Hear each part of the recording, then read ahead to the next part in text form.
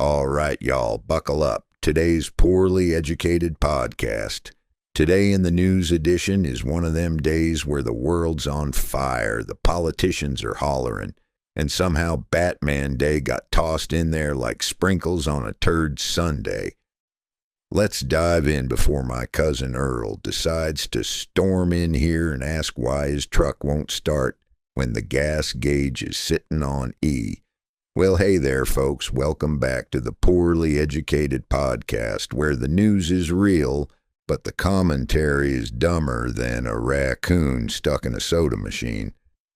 It's September 20th, 2025, and boy, do we got ourselves a barn full of headlines. I'm talking Trump policies that sound like they were scribbled on a Waffle House napkin, wars cranking up like it's a demolition derby, airports crashing harder than my Uncle Larry after 3 margaritas, and even some microplastics now living rent-free in our bones. Yep, science says we're basically turning into Tupperware. Let's get to it. Segment 1. Trump's $100,000 H-1B visa fee. America first, wallets last. So Trump done signed a new proclamation saying if a company wants to hire a fancy foreign tech worker on an H-1B visa, it's going to cost them $100,000 per worker per year.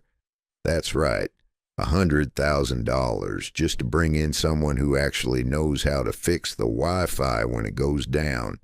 Now, the White House says this'll protect American jobs, but let's be real. The only Americans this protects are the ones who still think coding means carving initial into a tree. If Apple had to pay $100,000 per worker, the iPhone 17 is going to cost 6 mortgage payments and your firstborn child. Meanwhile, tech CEOs are panicking. Meta and Microsoft basically told their workers, don't leave the country, don't even leave the office bathroom, because if you step out, you ain't coming back. In India, they're madder than a bullfrog in a microwave. Whole industry down there is built on sending coders over here, and now Trump's treating them like they're trying to sneak into Coachella without a wristband. And here's Trump saying, the tech industry loves it. They really love it. Everyone's saying it's the best policy ever. Yeah, sure, Donnie. That's like me telling my mama, oh, I love your fruitcake, while I'm using it as a doorstop. Segment 2. The Charlie Kirk shooting, martyrdom on demand. Next up, we got the tragic and wild story of Charlie Kirk getting killed, which the Trump folks immediately turned into a political WWE match.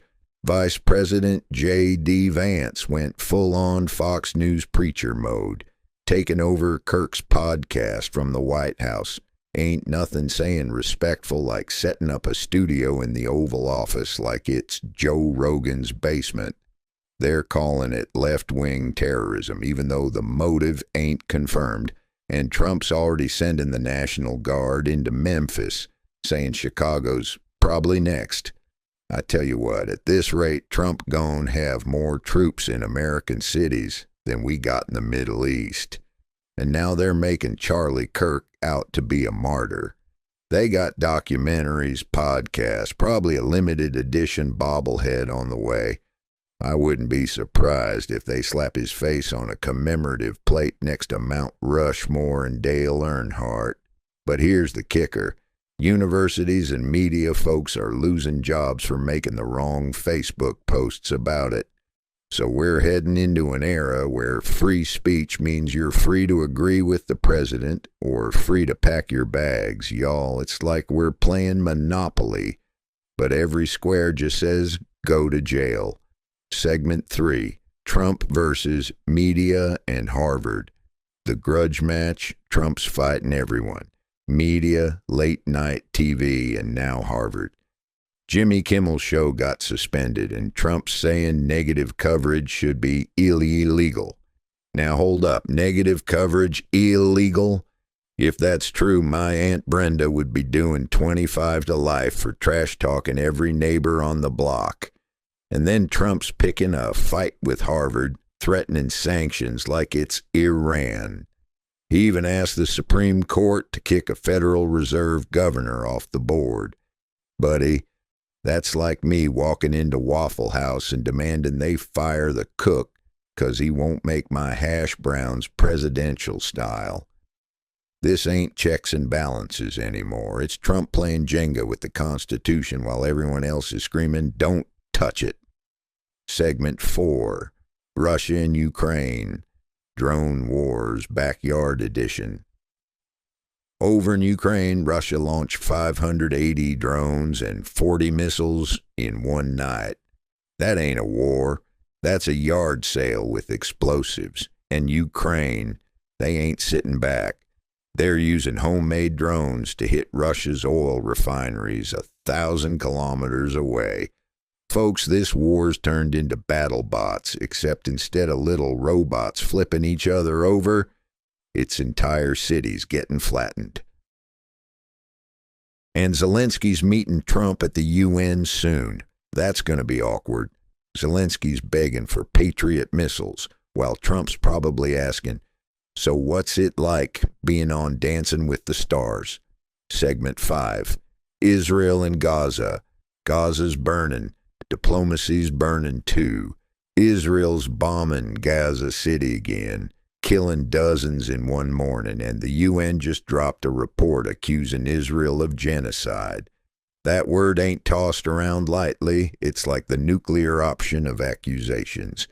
Meanwhile, hospitals are overwhelmed, famine's setting in, and 350,000 folks had to flee. And here comes France saying they'll recognize Palestine. You know it's bad when the French, who normally only recognize wine and croissants, step up and say, "Enough's enough." Israel's strategy seems to be bomb hard, deny harder, repeat. But the rest of the world's starting to look at him like that neighbor who insists his fireworks aren't dangerous while he's missing 3 fingers. Segment 6, Cyber Attack, Grounds European Flights, Planes, no trains, just automobiles. Y'all ever tried to get through TSA when the computers go down? Imagine that, but across all of Europe. A cyber attack hit Collins Aerospace, and suddenly Heathrow, Brussels, and Berlin airports were doing check-ins with pen and paper. That's right. Airlines went full grandma writing grocery lists. Folks were stranded, flights canceled, luggage lost. One guy in Brussels said it was total disarray. Buddy, you ain't seen disarray till you seen my cousin Bobby try to grill chicken nuggets. This whole mess shows the whole airline industry's got the same problem as my cousin's trailer. It all falls apart when you lean on one weak beam. If one software system can knock out a whole continent's air travel, we're basically playing Jenga with airplanes. Segment 7, Science, Culture, and Batman Day. We're plastic skeletons and capes. Science alert.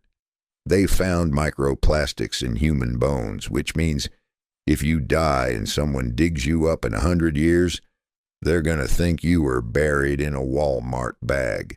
Also, wildfire smoke's on track to kill 70,000 people a year by 2050. That's like Mother Nature yelling, "Stop lighting matches, idiots." In culture news, Robert Redford passed away at 89, legend on screen and off. Meanwhile, it's Batman Day, which means nerds everywhere are dressing up like billionaires with trauma issues. Personally, I celebrate Batman Day by sitting in the dark, pretending my bills ain't real, and AI's taking over music. Deezer says 28% of uploads are AI generated. At this rate, country music's going to be written by robots who think heartbreak means running out of motor oil. Segment 8, Sports, Josh Allen, Belichick, and college showdowns. Josh Allen's tearing it up. 755 yards, 5 touchdowns, no interceptions. The man's hotter than a Waffle House grill at 3 a.m. And get this, Bill Belichick, age 73, is dating a 24-year-old. That's a 49-year gap. My man ain't coaching football anymore. He's coaching cradle-to-grave coverage. College football's got Indiana versus Illinois, the biggest game in Bloomington since Ronald Reagan was still trying to figure out the VCR.